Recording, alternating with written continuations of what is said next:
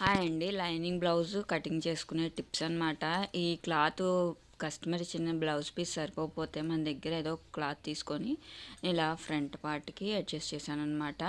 అక్కడ మనకి blouse lining piece only 80 centimetres ఇచ్చారు. ఫుల్ హ్యాండ్స్ అలానే బ్యాక్ పార్ట్ కూడా ఫుల్ హైట్ ఉందన్నమాట.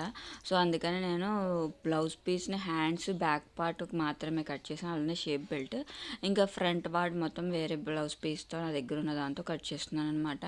దీనివల్ల ఏంటంటే టైం వేస్ట్ అవ్వదు, అటు ఇటు ఎక్కువ క్లాతులు పట్టకుండా క్లాతులు అతుకులు రాకుండా ఉంటుందన్నమాట. హ్యాండ్స్కి కానీ ఫ్రంట్ పార్ట్కి కానీ ఓన్లీ బ్లౌజ్ పీస్లోనే అడ్జస్ట్ చేయాలి అనుకుంటే డెఫినెట్గా క్లాత్కి అతుకులు అనేది పడుతుందన్నమాట. అలా కాకుండా ఇలా కనుక మనం బ్లౌజ్ పీస్కి చార్జ్ చేసుకోవచ్చు